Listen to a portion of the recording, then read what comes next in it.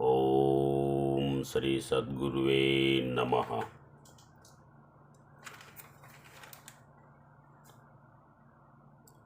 ఈ కలియుగంబున 5000 సంవత్సరముల నుండి విశ్వబ్రాహ్మణులకి తిరస్కారము, పంచాననులకు నామము, బ్రాహ్మణులకి గణ్యత, వీటికి గల కారణము వివరించదనుము వినుము తల్లి అని వీరంభట్టయ్య ఇట్లని చెప్పెను. పంచాననుడు అనగా 5 ముఖములు గలవాడను అర్థము. పంచభూతములే విశ్వము, సకల చరాచర జగత్తు కారకుడగు విరాట్ విశ్వకర్మ ముఖము నుండి ఆవిర్భవించినవే పంచభూతములు. కనుక పంచభూతములు అండపిండ బ్రహ్మాండ శిల్పికి ముఖములు. కనుకనే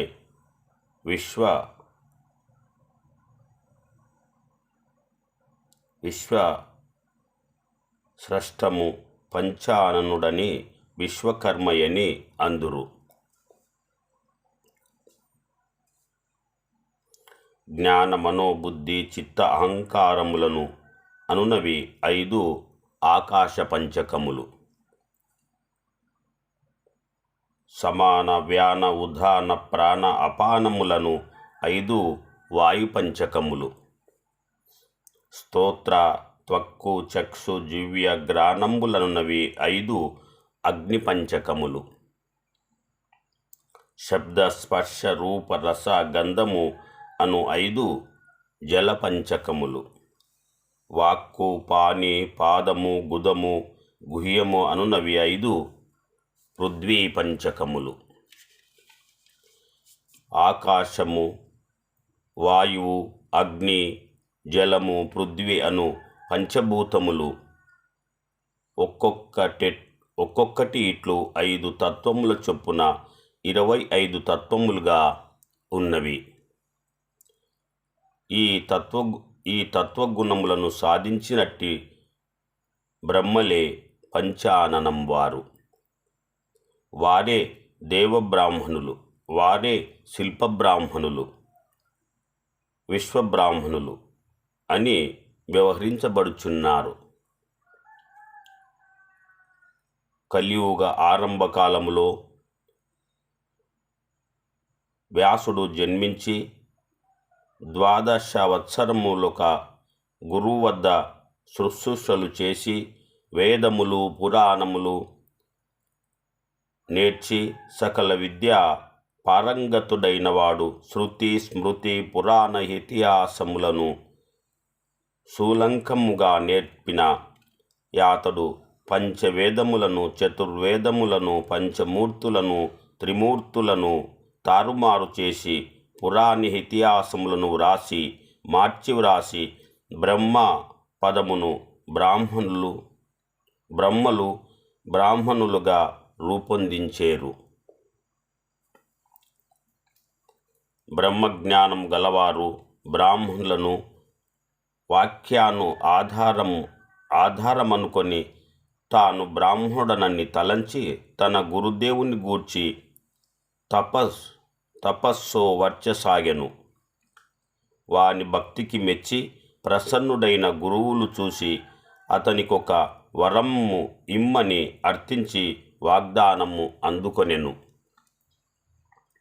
ఆ వాగ్దానమును బలముగా చేసుకొని వ్యాసకృత పురాణ ఇతిహాస వేదాంగములకు మన్నింపు పూజ్యత వరముగా కోరెను.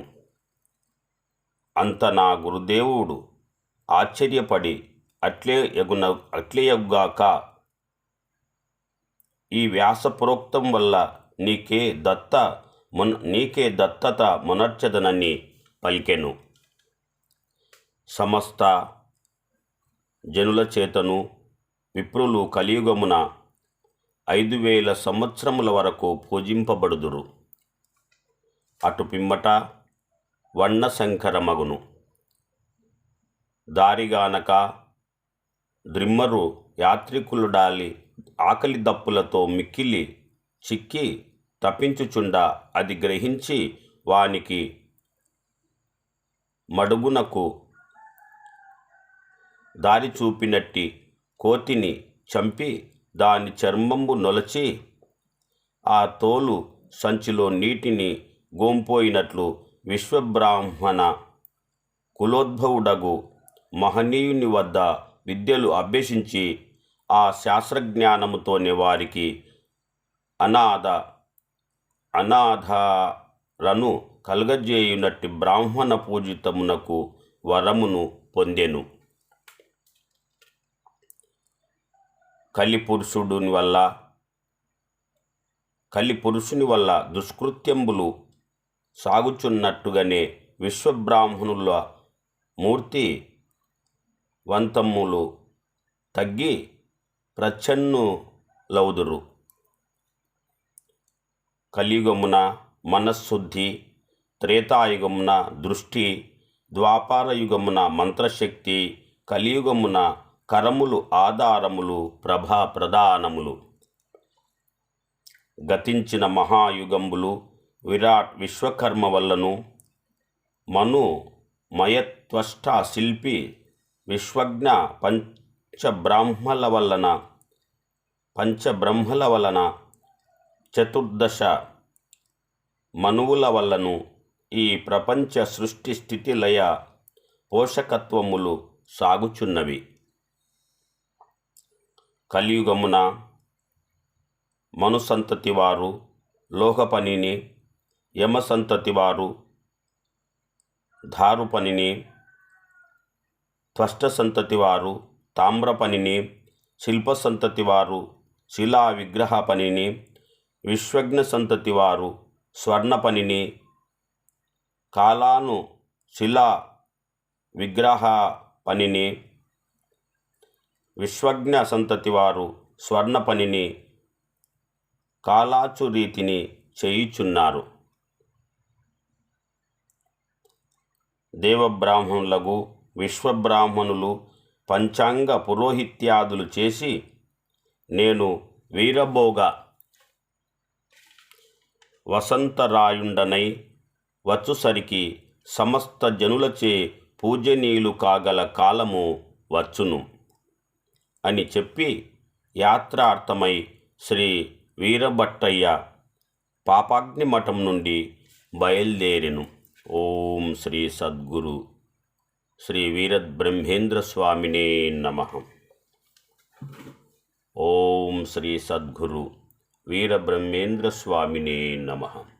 జై శ్రీ సద్గురు వీరబ్రహ్మేంద్ర స్వామినే.